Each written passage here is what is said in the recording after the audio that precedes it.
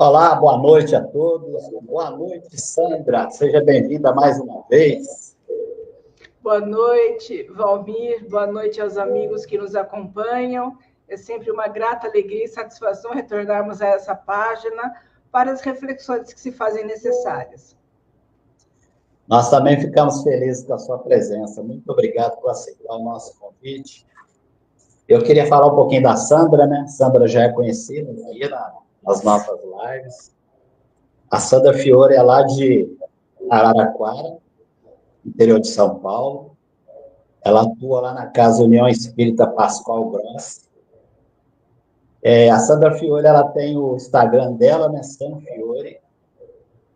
Tem o canal dela também no YouTube, Sandra Fiore Espiritismo, e no Facebook, Sandra Fiore.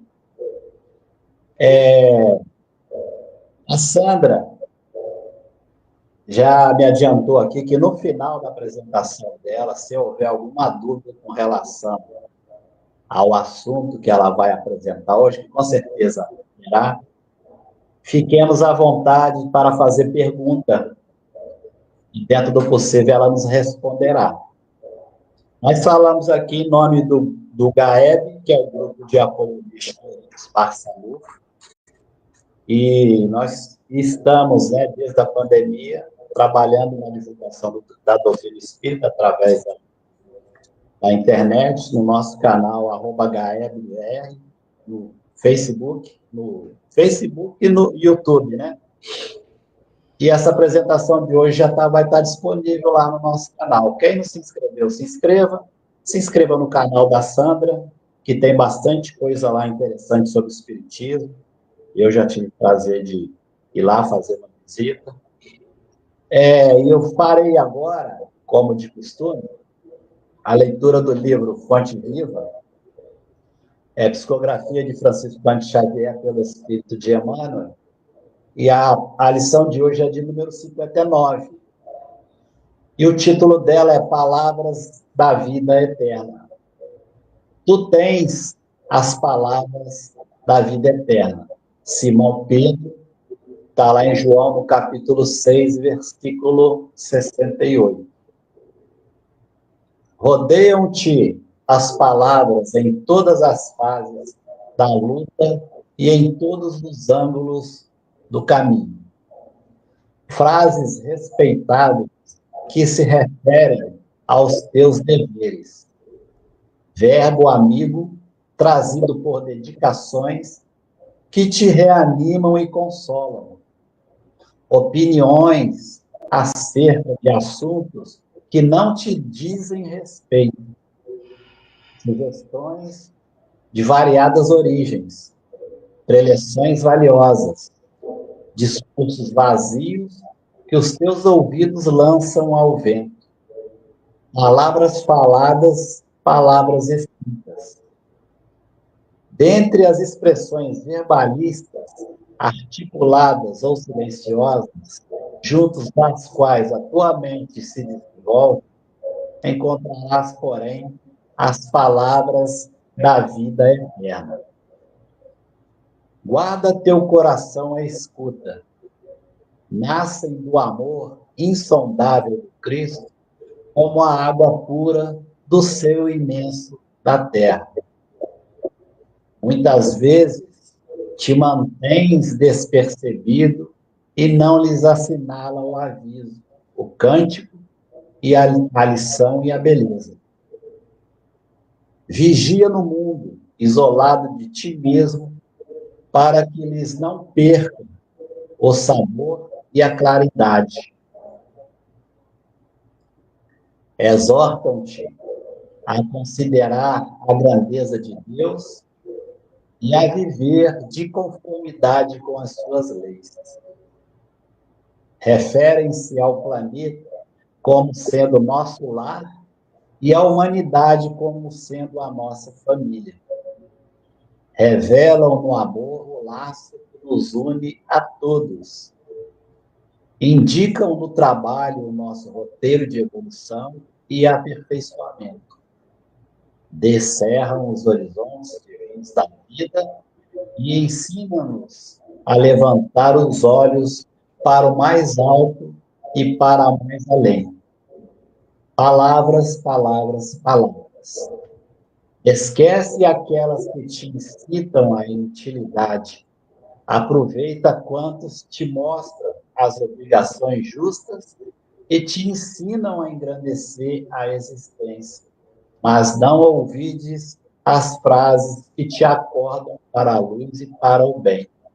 Elas podem penetrar o coração através de um amigo, de uma carta, de uma página ou de um livro, mas no fundo procedem sempre de Jesus, o divino amigo das criaturas.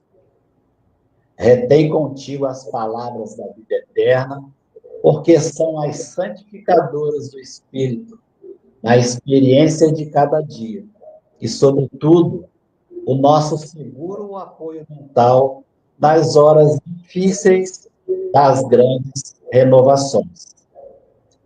Então, foi essa a nossa leitura para que possamos refletir, né, na necessidade, né, de vigiar sempre, observar as palavras ditas, as ouvidas, né, aquelas que realmente vão nos conduzir ao caminho reto.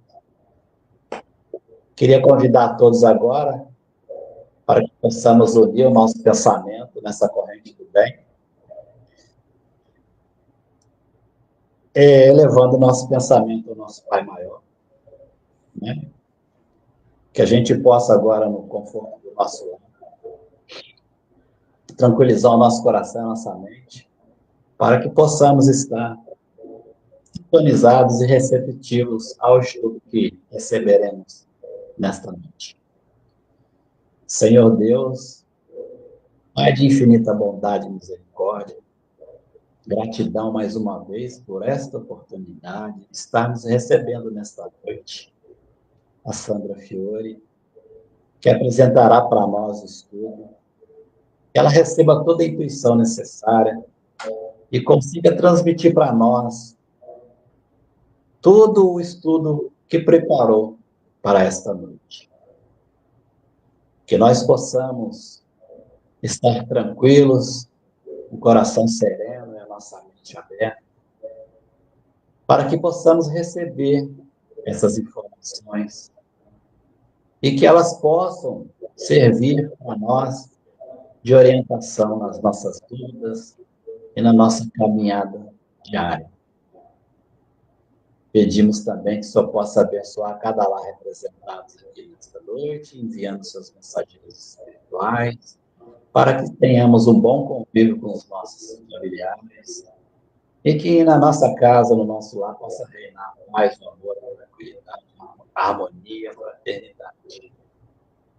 Pedimos também por todos os nossos irmãos que enfrentam dificuldades diversas neste momento, que eles possam ser amparados e plantados também neste momento. Que só possa enviar os seus mensageiros espirituais, os seus médicos espirituais, a cada lar, a cada hospital, onde nossos irmãos enfrentam enfermidade neste momento, e que eles possam receber esse tratamento espiritual. E para todos aqueles nossos irmãos que se encontram em situação de rua, que eles recebam também o alimento do corpo físico e o alimento do espírito, para entendimento do momento que enfrentam, e que isso tudo passará.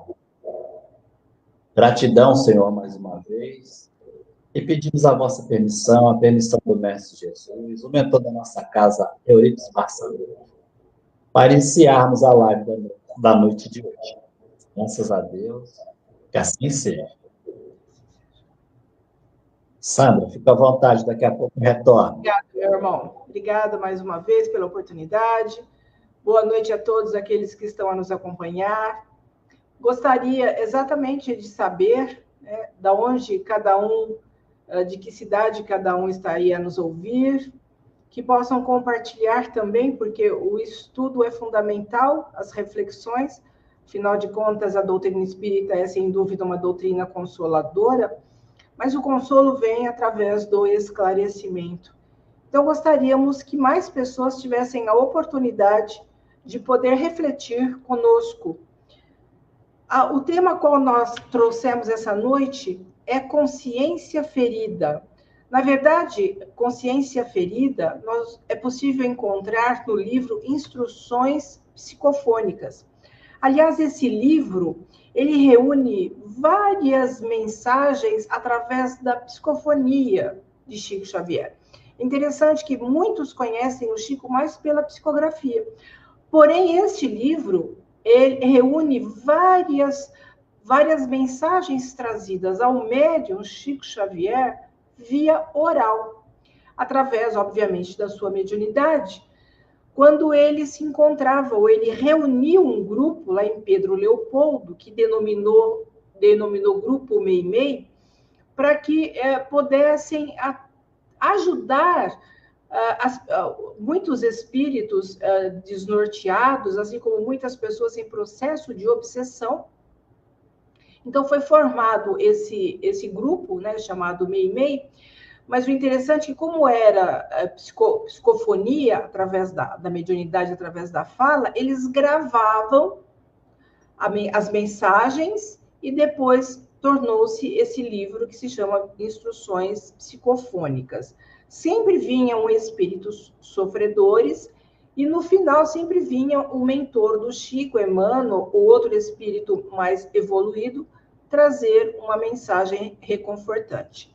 O livro contém mais ou menos 50 mensagens de vários espíritos, cada um trazendo ensinamentos morais, evangélicos, consoladores, sempre com foco de renovação íntima e também, é claro, o serviço do bem, que afinal de contas é para isso que nós estamos aqui.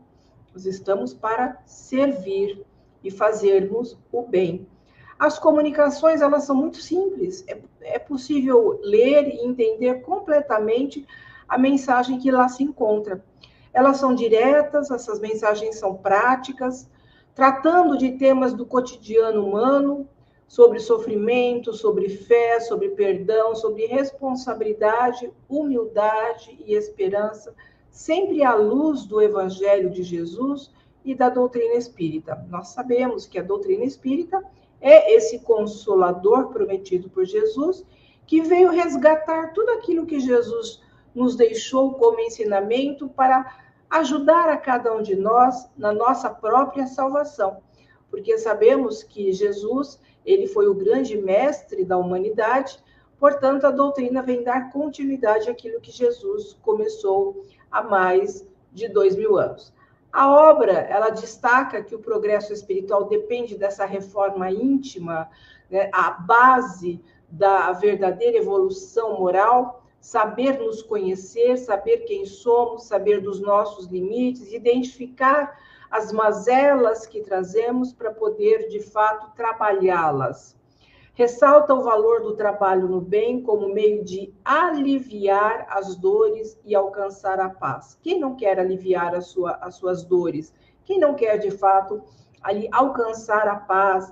Tanto que Kardec traz o capítulo mais longo do Evangelho segundo o Espiritismo, Bem-aventurados os aflitos, que é para tratar exatamente dessa temática, né, acerca da dor e do sofrimento, para que nós possamos ter o quê? Uma resignação ativa e não passiva. Enfrentar as provas, mas enfrentar as provas com dignidade, com esperança, com fé. E o livro aponta também o poder da prece, a importância da oração, da vigilância de pensamento como forças de sustentação e proteção espiritual. Porque a oração é um bálsamo para as nossas almas e também é um lenitivo para aqueles que estão sofrendo quando nós praticamos a oração em benefício do nosso irmão. O livro ele enfatiza a responsabilidade moral, lembrando que cada escolha gera consequências pela lei de causa e efeito. Não existe ninguém que vai nos punir a não ser a nossa própria consciência. Por isso que nós estamos falando exatamente sobre essa temática. Consciência ferida, porque quem nos cobra é a consciência, não será um tribunal de contas que encontraremos na espiritualidade. Por fim, o livro oferece consolo diante, obviamente, da dor que é inevitável no estágio evolutivo que nos encontramos, e da morte, mostrando que a vida, ela prossegue além do corpo físico. Por quê? Porque somos espíritos imortais. Portanto, consciência ferida, que é a temática que trouxemos nessa noite, trata-se de uma triste história, ou seja, podemos dizer até que é um depoimento de alguém que acabou, infelizmente, optando pelo aborto, tentando se livrar daquele que precisava renascer para poder evoluir. Vejam, a nossa essência é espiritual. A nossa verdadeira vida é espiritual. Nós estamos na matéria de passagem, mas nós precisamos da matéria para continuar o nosso processo evolutivo. Quando Kardec faz a pergunta 132 do Livro dos Espíritos, qual é a finalidade da encarnação? Os espíritos respondem progresso. Então, nós estamos aqui para progredir. A gente progride na espiritualidade, sem dúvida nenhuma. Mas é aqui, na matéria, que nós podemos dizer que damos saltos evolutivos por conta do quê? Das provações, por conta do esquecimento, do convívio com aquelas pessoas que nos são difíceis, que estão nos testando o tempo todo. Então, estar na matéria é importante. Então, esse tema, eu posso dizer que muito me sensibiliza, porque, embora eu faça palestras há mais de 30 anos, alguns temas eu abracei, que é principalmente valorização da vida. Então, há mais de 6 anos eu abordo temas como o aborto, como a eutanásia, como pena de morte, e, obviamente, eu abordo também o autoextermínio, aquelas pessoas que acabam, de alguma forma, desistindo da vida, quando a vida é o bem mais precioso que Deus nos deu. O Espiritismo, sem dúvida, é uma doutrina de liberdade. Ele não veio nos proibir de nada. Muito pelo contrário, ele vem nos esclarecer e, como eu disse, o consolo e o conforto vem através do quê? Vem através do conhecimento que nós temos que adquirir, porque ela é uma doutrina pedagógica. Porém, quando nós conhecemos a doutrina espírita, que nós sabemos do valor da vida, é claro que nós é que vamos dizer não à eutanásia, nós vamos dizer não ao aborto, nós vamos dizer não à pena de morte, e, obviamente, jamais pensaremos em tirar a própria vida. Portanto, a doutrina também nos ensina que o livre-arbítrio é a força que orienta a nossa evolução, pois nós somos, na verdade, aqueles que fazem as próprias escolhas. Nós é que determinamos o rumo do nosso progresso espiritual. Por isso a importância do livre-arbítrio. Não existe ali ninguém que vá nos proibir e dizer, você não pode fazer isso. Mas nós entendemos, a partir do conhecimento e do esclarecimento, aquilo que não devemos fazer. No caso do aborto, muitas mulheres defendem o extermínio do feto, buscando, inclusive, a legalização do aborto por meio de leis, para que possam ter direito de escolher se desejam ou não ser mães. Inclusive, muitas alegam serem donas do próprio corpo e elas é quem devem decidir se querem ou não ter filhos. Tudo bem, nós temos o direito de escolher o que queremos para o nosso corpo, mas não temos o direito de decidir sobre a vida do outro. Vejam, aquele ser que se encontra no ventre de uma mulher já tem vida a partir do momento da concepção. É interessante que há um tempo atrás, a NASA descobriu vida microbacteriana, se eu não me engano, em Marte. Quer dizer, eles consideram vida microbacteriana em Marte e aquele óvulo que foi fecundado não tem vida? Então, é de se estranhar que as pessoas possam pensar dessa forma. Quer dizer, a partir do momento em que o óvulo é fecundado pelo espermatozoide, o perispírito já está ligado ali. O perispírito daquele que vai reencarnar.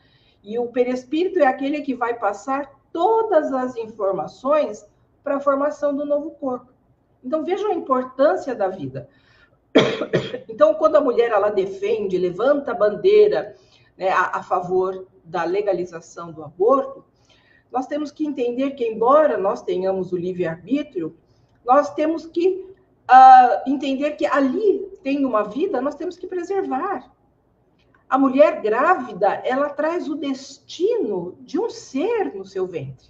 Então, nós não temos esse direito. Por isso que eu costumo dizer que seria importante fazer uma conscientização das pessoas para evitarem uma gravidez que não desejam, indesejável. Não somente evitar a gravidez, mas também doenças sexualmente transmissíveis. Então, a partir do momento que eu tenho consciência, não quero um filho, não quero engravidar, eu vou fazer tudo para que isso não aconteça. Existem meios e meios para que nós possamos evitar. É impossível que, em pleno século XXI, as pessoas não saibam como evitar uma gravidez.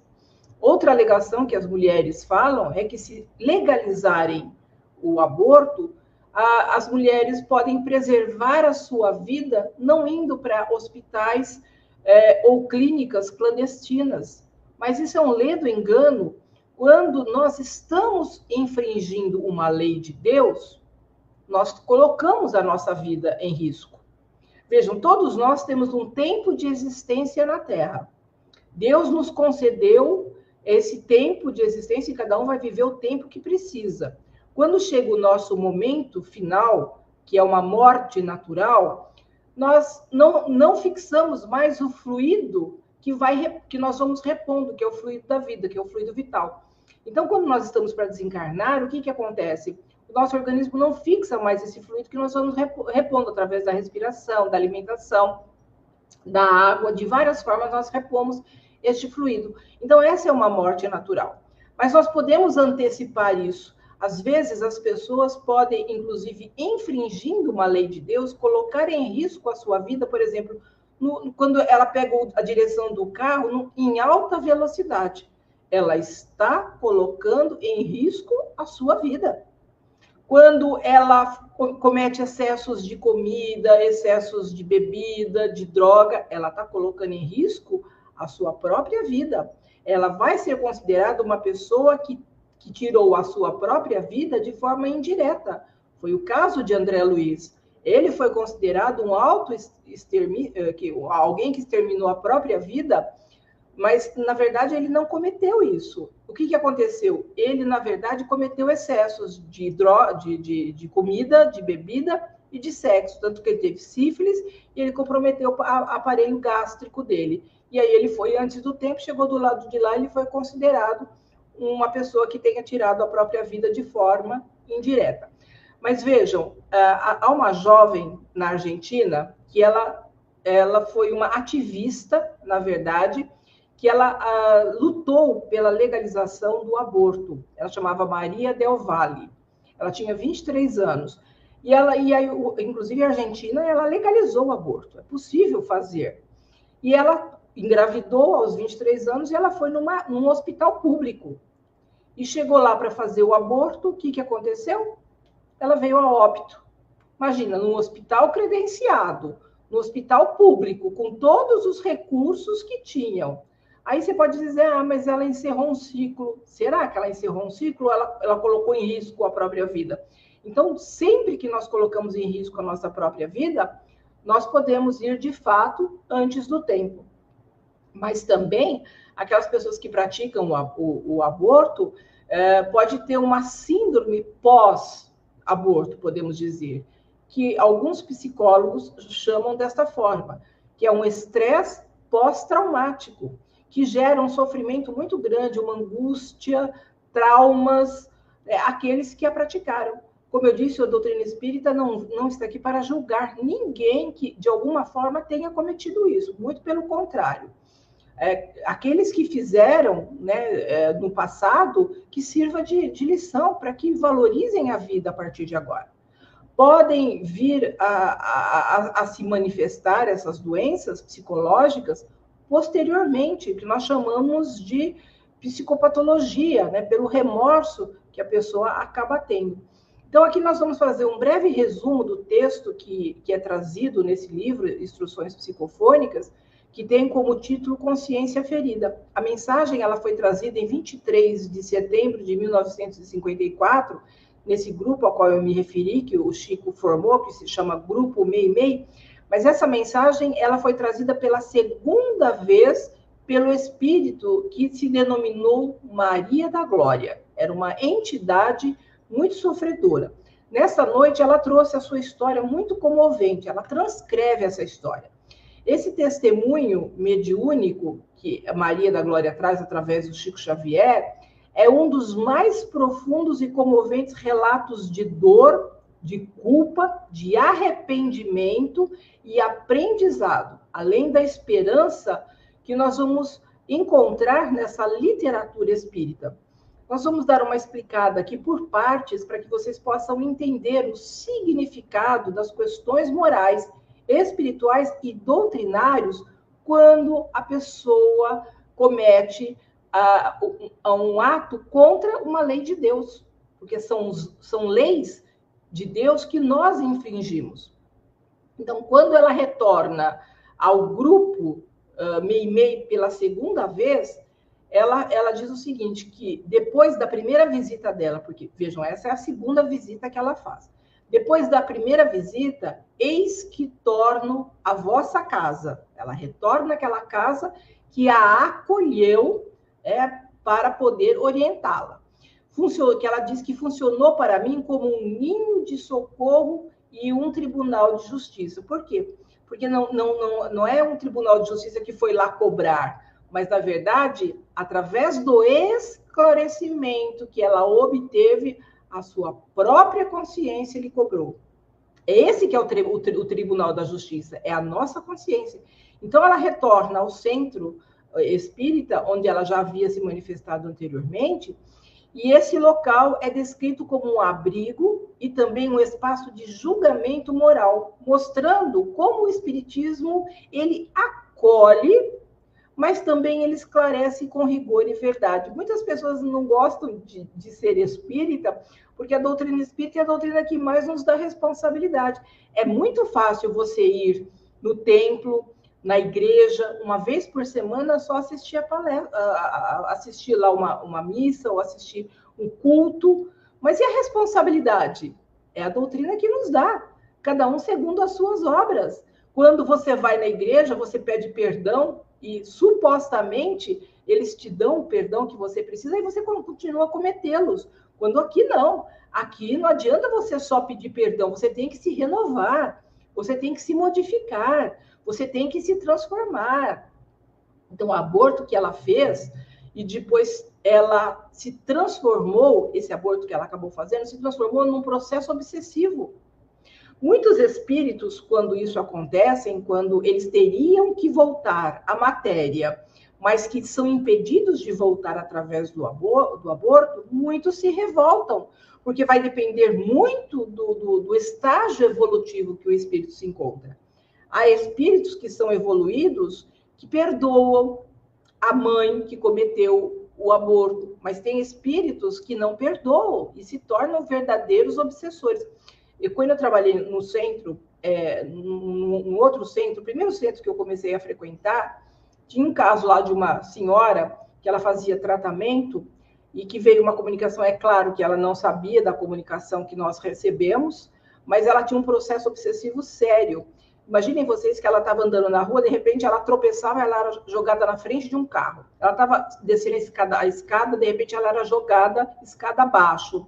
Ela vivia se machucando. Então ela foi fazer um tratamento espiritual e veio uma comunicação naquela época dizendo que numa vida anterior ela era uma parteira. Mas embora ela fosse uma parteira, ela colocou muitas vidas, trouxe muitas vidas materiais, né, através do parto, mas também ela tirou muitas vidas através do aborto. Então, ela tinha uma falange de espíritos que a cobravam pelo ato que ela havia cometido. Então, o espírito pode muitas vezes se revoltar. E ela diz no relato dela que ela trazia enlaçado a ela, preso a ela, o espírito revoltado daquele que deveria ser o filho dela, cuja reencarnação ela impediu exatamente no processo, através do processo do aborto. Como eu disse, nós não estamos aqui para julgar quem tenha cometido essa atitude. Porém, nós estamos aqui para orientar. Mas Pedro, ele costumava dizer, Pedro o apóstolo, ele costumava dizer que o amor cobre multidões de pecado. Ou seja, o bem que eu faço hoje, eu posso anular o mal que eu fiz no passado. Então, eu posso transformar todo o meu sofrimento por conta dos atos pretéritos, dos enganos, dos equívocos, numa outra forma, porque eu posso amenizar através do ato de amor e de caridade que eu estou praticando hoje. Inclusive, eu conheço um casal que, quando eles se casaram, logo no começo, a moça engravidou, mas eles estavam começando a vida, eles não tinham dinheiro para nada, mas ela já engravidou. E eles optaram pelo aborto. E foi um remorso muito grande eles terem que fazer isso, porque eles não tinham como sustentar aquela criança, e eles optaram pelo aborto. Porém, depois ela engravidou, ela teve um filho normal, e aí eles resolveram adotar uma criança. Não tenho dúvidas, gente, de que aquela criança que eles adotaram foi a criança que eles abortaram pela primeira vez. Todas as características, ou seja, eles estavam pagando o mal com o bem.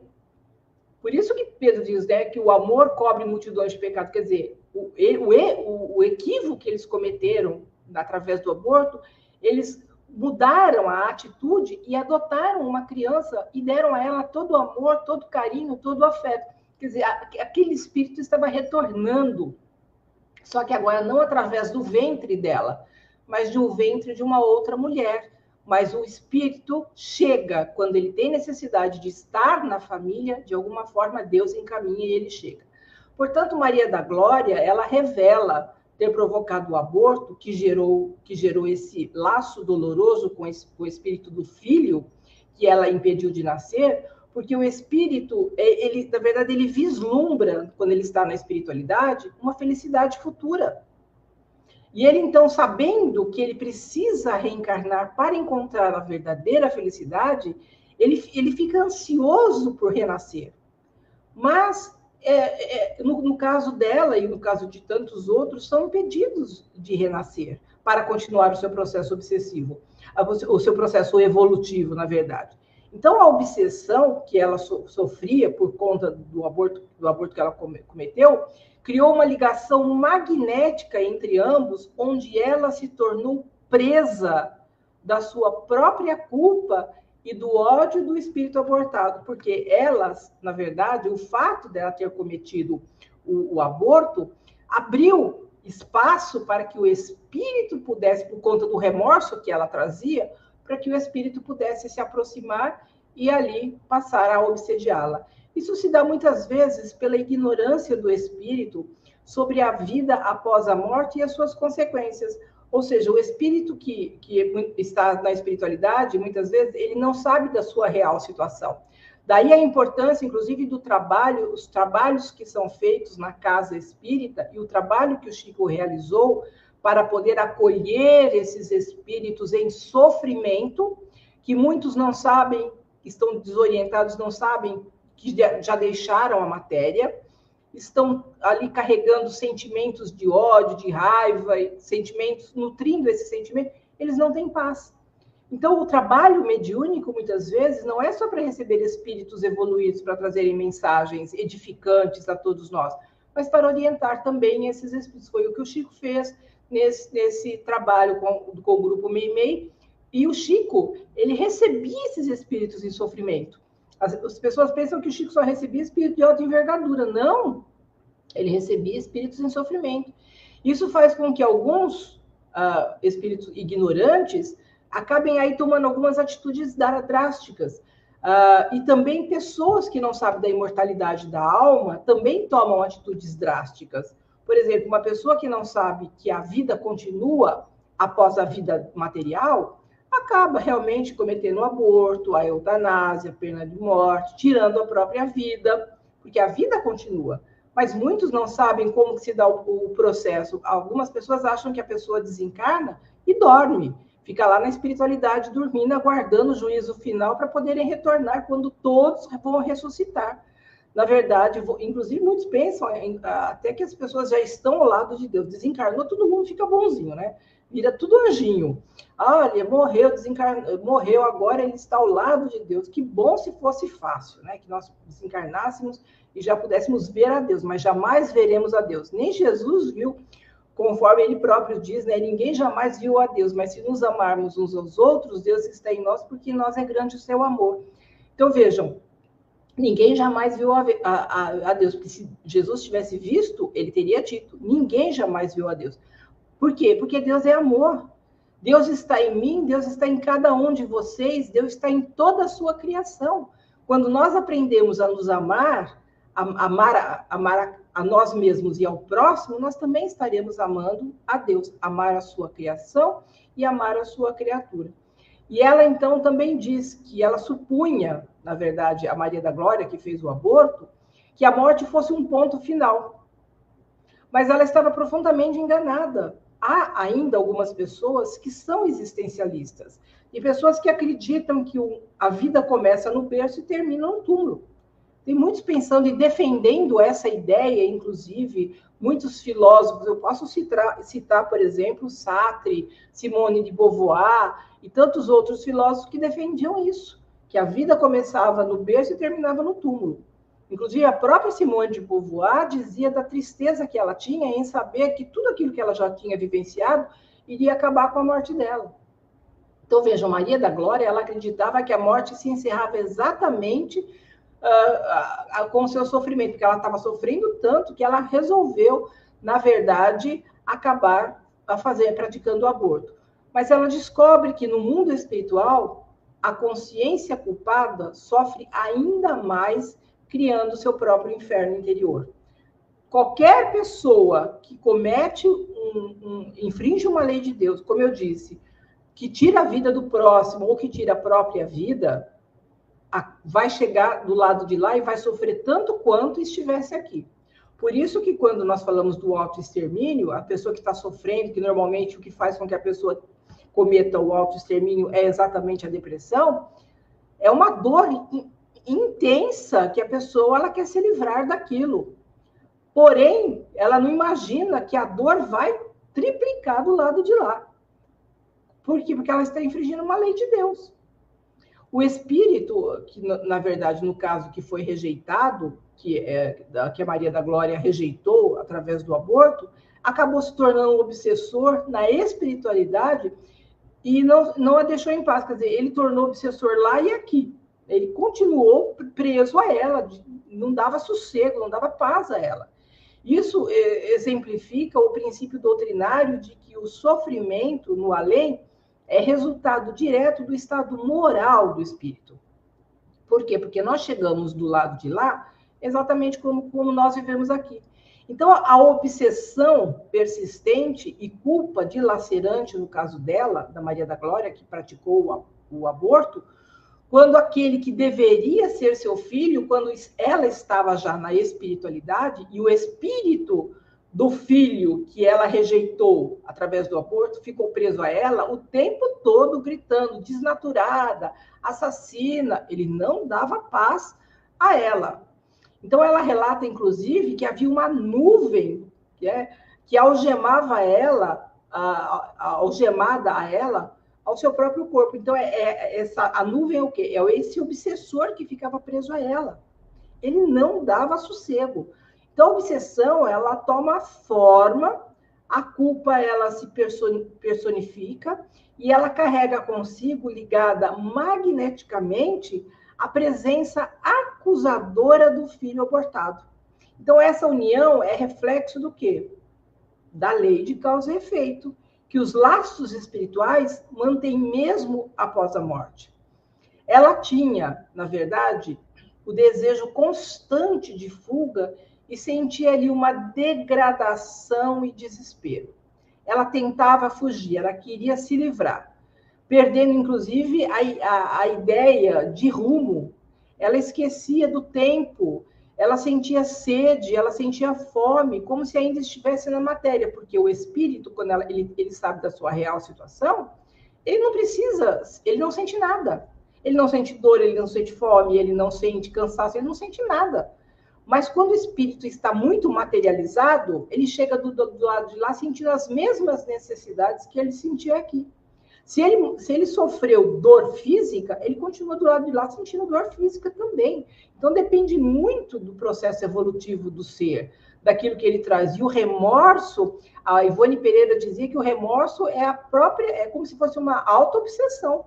Agora, além da auto-obsessão, ainda ela tem a obsessão do próprio filho que ela rejeitou. É o caso de muitos espíritos que, ao deixarem a matéria, ficam aí, ó, desorientados o tempo todo. Por isso que eu falei da importância do trabalho mediúnico na casa espírita, para orientar esses espíritos, para que eles saibam da sua real situação. Então, esse estado de perturbação, ele demonstra o que os espíritos sofrem quando permanecem em profunda culpa, remorso, e acabam aí se desequilibrando após a desencarnação, sem um esclarecimento espiritual ou elevação moral. Inclusive, ela relata que a reencarnação, uma reencarnação passada, a que ela tirou a própria a vida do filho, ela relata como aconteceu. Na verdade, ela diz que numa vida anterior a essa, que ela tirou a própria vida do filho, ela se viu no Rio de Janeiro, ainda menina, mal nascida, amparada por uma nobre senhora, porque ela foi também rejeitada, e ao ser rejeitada, essa nobre senhora vai e a leva para sua casa, lá no Rio de Janeiro, para cuidar dela. Então, ela começou a recordar uma existência anterior, ainda como criança abandonada, sendo criada na corte de D. Pedro II, ainda quando ele era criança. E essa nobre senhora era exatamente a princesa Dona Paula, que ela se afeiçoou à menina e a levou a menina para o palácio onde ela vivia, o palácio de Dom Pedro. Lembre-se que Dom Pedro ainda era criança, e a princesa Dona Paula já era mais adulta. E ela ficou cuidando da menina, mas só que a Dona Paula veio a falecer. E aos 20 anos, ela, na vida anterior, ela acabou se casando, porque lembram que ela foi morar no palácio com a Dona Paula, com a princesa que cuidou dela. Porém, aos 20 anos, ela resolveu se casar. Ela se casou com o Miguel. E ao se casar com o Miguel, ela teve 2 filhos. Porém, o desejo carnal fez com que ela se afastasse, né, da família. Ela simplesmente abandonou a família, o Miguel e as 2 filhas, e foi levar uma vida mundana. Ela foi se prostituir. Porém, Deus, que é infinitamente bom e generoso, deu a ela uma outra oportunidade de voltar à matéria e poder receber aquele que tinha sido seu marido, que ela havia abandonado, que é o Miguel, como seu filho. Mas o Miguel, ela diz que o Miguel, ela intentara ser seu filho, né? Tentara, de fato, ali vir como seu filho, porém ela recusou a maternidade. Acontece muito com as pessoas quando o espírito é um espírito, às vezes, do pretérito, é um espírito que a pessoa não lembra, obviamente, que aquele espírito foi alguém que lhe foi caro no passado. Mas a sensação continua, permanece. E por isso que muitas mulheres rejeitam o feto.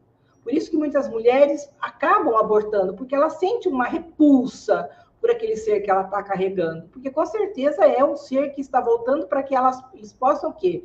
De fato, desenvolver sentimento, porque o acaso não existe. Então, esse espírito teria que voltar, o Miguel teria que voltar como seu filho, para que eles pudessem aparar as arestas, ela voltando como mãe dele, porque ela o havia abandonado com as filhas numa vida passada, mas não teve jeito. Ela rejeitou o marido. Então, ela o rejeita e prefere exterminar aquele ser que está no seu ventre, que, na verdade, estava ansioso pelo progresso. Queria continuar a progredir, mas ela o impede exatamente.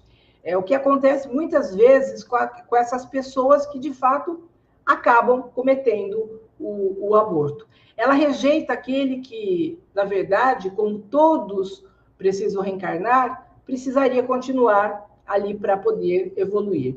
Então, esse trecho que o livro traz, inclusive é importante que eu falo que a gente tem que prestar bastante atenção, porque os livros da doutrina espírita, eles trazem muitas informações que são importantes a todos nós.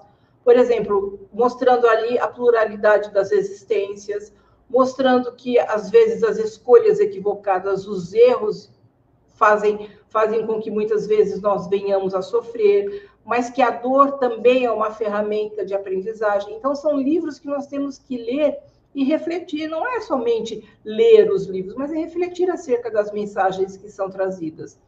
Nós, como eu disse, nós somos dotados de livre-arbítrio. E o livre-arbítrio é a chave da evolução. É pela liberdade exatamente de escolher que o espírito progride, aprende e acaba reparando os erros pretéritos. Cada escolha, cada pensamento, cada gesto moldam, na verdade, o nosso futuro espiritual. Quer dizer, o amanhã será consequência daquilo que eu estou vivendo hoje, das minhas escolhas. Mas nós já estamos em condições de saber o que é certo e o que é errado. Nós já temos essa noção. Mas ainda não fazemos tudo como deveríamos fazer. Por quê? Porque ainda somos espíritos imaturos, nós ainda estamos na infância espiritual. No caso da Maria da Glória, ela relata que quando ela era a esposa do Miguel, na época do Império, Miguel não resistiu à traição, porque ela rejeita a família, rejeita o marido, rejeita as filhas e vai se tornar meretriz. Mas o que acontece com o Miguel? Ele não aceitando o fato dele ter sido abandonado por ela, por ter abandonado as filhas, o que ele faz? Ele também comete o autoextermínio. Ele acaba tirando a própria vida. Olha que drama, gente. É muito drama, né? Ela rejeita, ela faz aborto, numa vida anterior ela sofre, ela é abandonada, ela se torna meretriz, depois o marido que ela não aceita acaba tirando a própria vida. São as escolhas, né? A vida é feita de escolha. A escolha pela traição e o abandono do lar acabam gerando o quê? Essa tragédia familiar. O marido acaba optando por tirar a própria vida e ela, tomada de paixões inferiores, ela acaba mergulhando o quê? Na promiscuidade, na prostituição, e termina a vida exatamente num asilo psiquiátrico. Essa experiência mostram que os efeitos do livre-arbítrio mal utilizado e suas consequências trágicas, porque ela se desequilibrou de tal forma que ela foi parar num hospital psiquiátrico. Mesmo depois de tanto sofrimento, ela comete o mesmo erro quando ela resolve tirar aquele ser que estava para retornar à vida.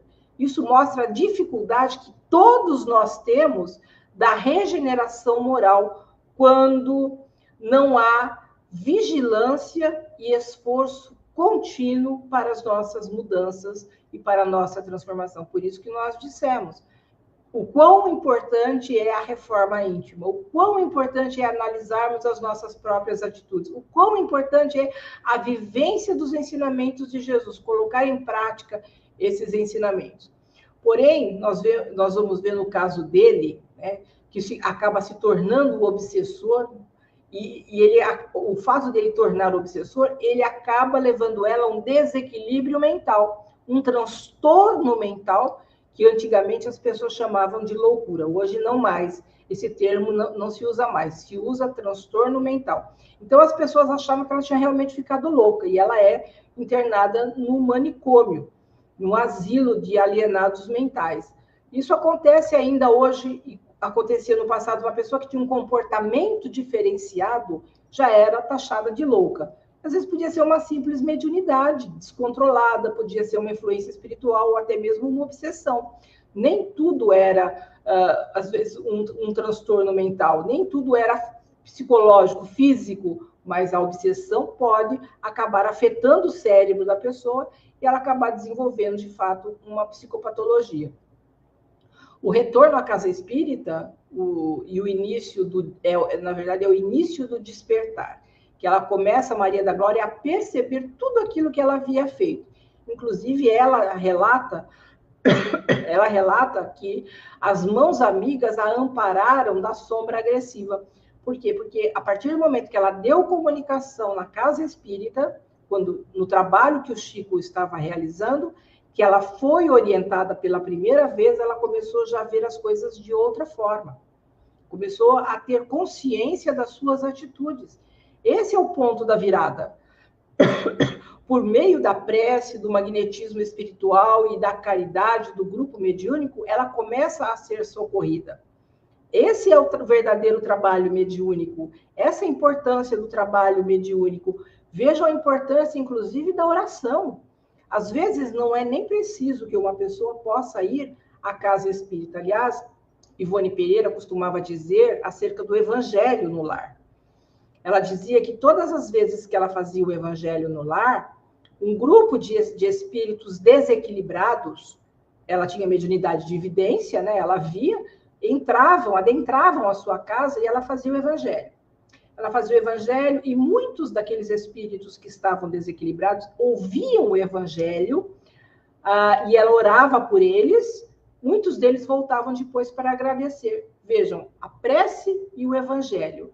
O evangelho acaba como se orientando aquelas pessoas para saberem da sua real situação, que eles não são mais um espírito, que eles não têm mais um corpo, que eles já são espírito.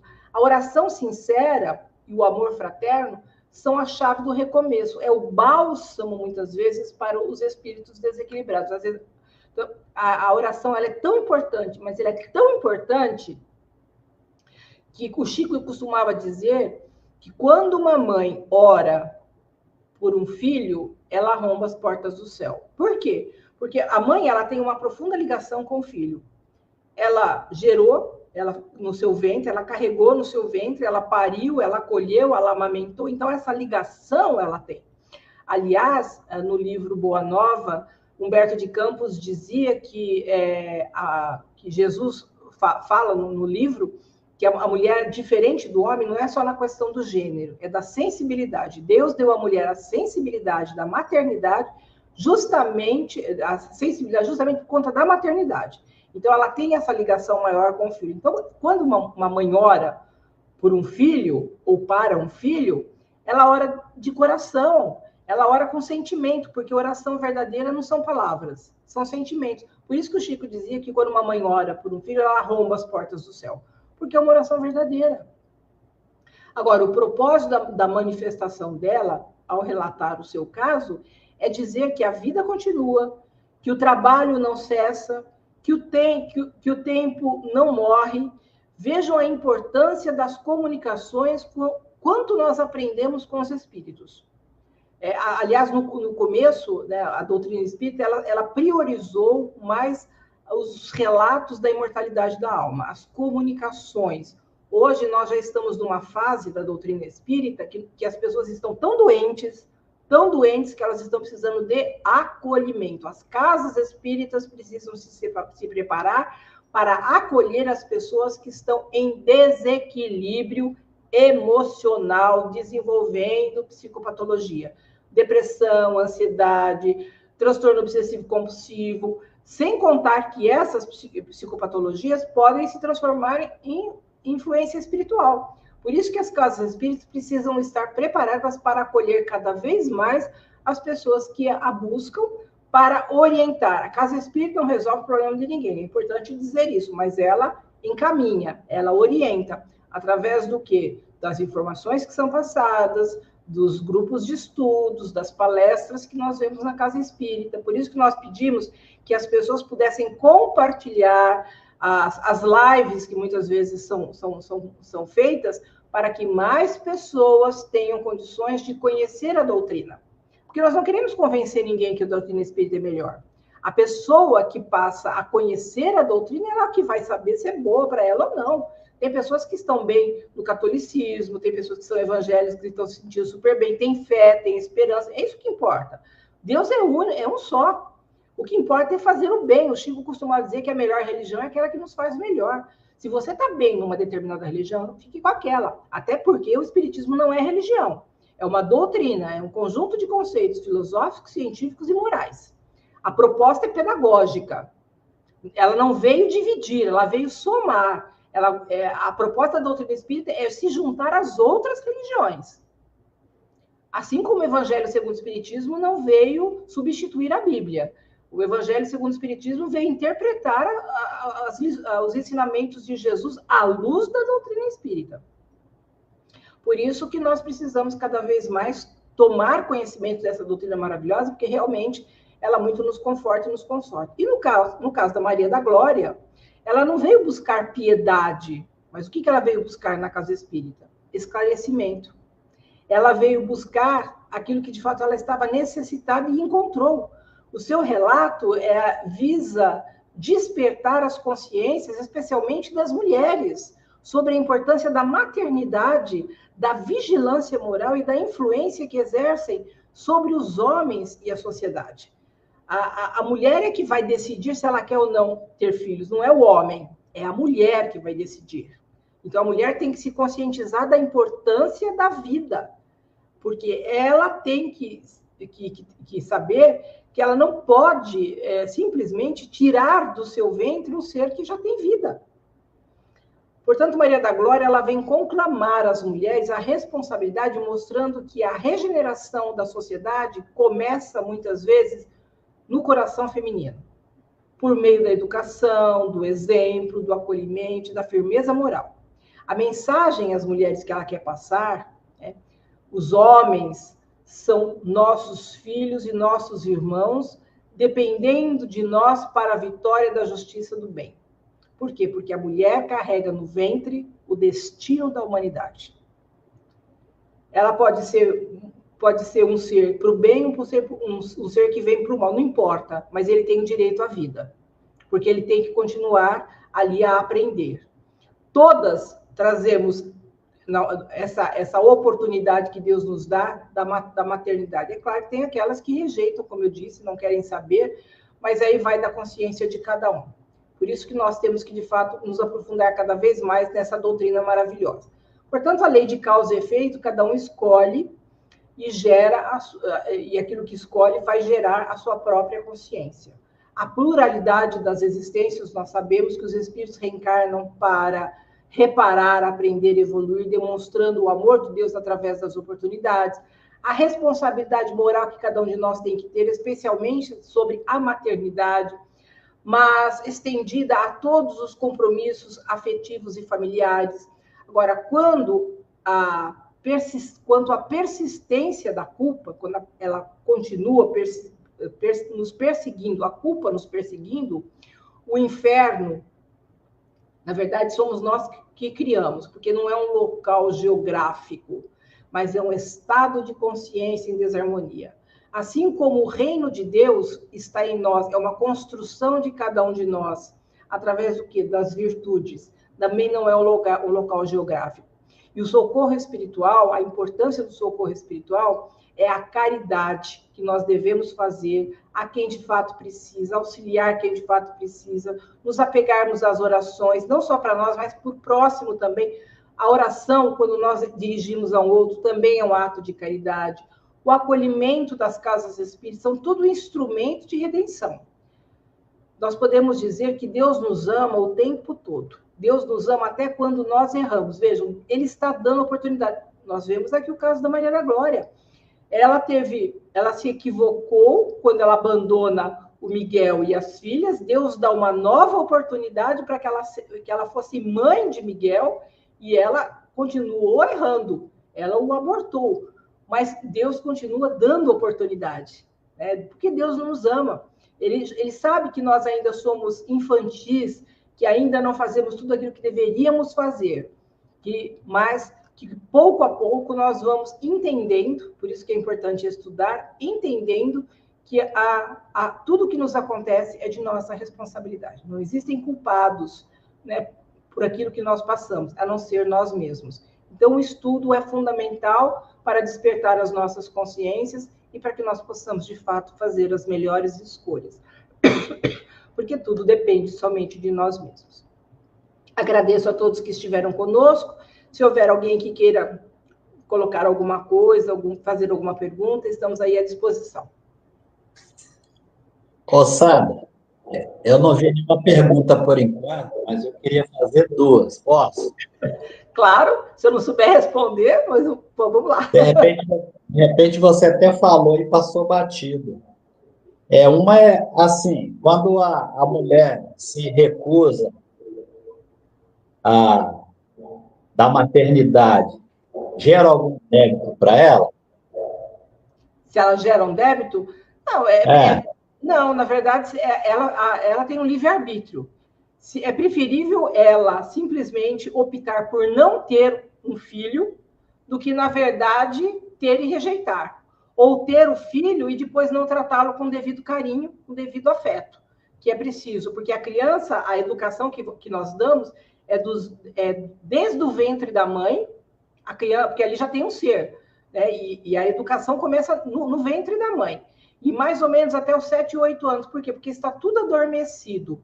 Mas quando a mulher rejeita aquela criança, não dá carinho, não dá afeto, como é que ele vai crescer? Ele vai crescer um homem, muitas vezes, um adolescente revoltado, rebelde. Por quê? Porque ele não foi amado. E uma criança que não se sente amada, ela não aprende a amar. Vejam só, então é preferível não ter do que você ter e não tratar devidamente, dar aquilo que de fato a criança precisa. Então, ela não gera débito para ela a partir do momento que ela não deseja ter filho, se ela optar por isso. tá aí a outra. E qual a explicação dos abortos espontâneos? Os abortos espontâneos pode ser o espírito que não quer voltar, sente medo de voltar, às vezes é um aborto espontâneo. Pode ser que não exista um espírito ali ligado, pode ser que a mulher tenha ficado grávida, mas que de repente não foi uma ligação que teve, por isso que tem aqueles, se eu não me engano, o nome acho que é acardíaco, se eu não me engano, que é aqueles fetos que começam a crescer sem ter um espírito, porque é o perispírito que dá a formação do novo corpo, que é ele que passa as informações para a formação do novo corpo. Se não tiver um espírito ali, às vezes acontece também de ter uma gravidez espontânea. E às vezes pode ser uma aprovação para a mãe também. Pode ser que ela fique grávida, mas, na verdade, ela acabe abortando, porque isso para ela, para a família, pode ser uma aprovação também. Tudo tem uma razão de ser, mas nós não podemos generalizar, nós não podemos saber de fato, cada caso é um caso. Pode ser também um caso de abortos praticados em outras existências? Pode ser que de repente ela tenha praticado aborto numa vida anterior e ali o espírito queira voltar, ou ela de repente, como eu disse, pode não ter um espírito ligado ali, mas pode ser uma aprovação para ela de fato, né? E também uma aprovação para o próprio espírito, que às vezes é o tempo que ele precisa estar ali sendo formado para poder voltar e de repente é o tempo necessário e ele retorna à espiritualidade. Nós não podemos saber de cada caso, como eu disse, é um caso.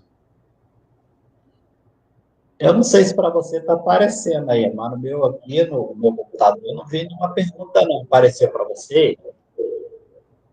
Para mim não está aparecendo nenhuma pergunta. Então tá. Você sinta-se à vontade, então, para fazer a prece. Ok, Valmir. Quero agradecer aqueles que estiveram conosco essa noite, agradecer a vocês a oportunidade que nos deu de estarmos falando sobre esse livro do Chico, que é tão pouco falado, mas é tão importante, Instruções Psicofônicas. Convido a todos que leiam, que estudem e que reflitam, porque os livros, eu digo que não são para ser lidos apenas, são para ser refletidos. E são livros que trazem preciosas lições, são muito simples, mas que trazem preciosas lições. Então, agradecemos aí a oportunidade, vamos nos unir em oração, não é? Então, unindo os nossos pensamentos a Deus, nosso Pai, Jesus, nosso Mestre, agradecendo por mais essa oportunidade e que esses espíritos amigos que trabalham em nome do amor possam sempre estar conosco, podendo ali nos orientar através da intuição, para que possamos seguir sempre o melhor caminho, que possamos ter a nossa fé e a nossa esperança fortalecidos e a compreensão necessária da importância de fazermos o bem, para não somente evoluirmos, mas também darmos o exemplo para que outros possam seguir conosco essa trajetória evolutiva, caminhando naquilo que Jesus veio nos ensinar, né, que é o caminho do bem. Ele disse: eu sou o caminho, a verdade e a vida. Esse caminho que ele veio nos orientar a seguir, através da verdade que ele representa, para que cada um de nós possa ter a sua vida modificada e consigamos a paz e a harmonia que tanto necessitamos. Que o Cristo, de fato, possa estar em cada coração, hoje e sempre.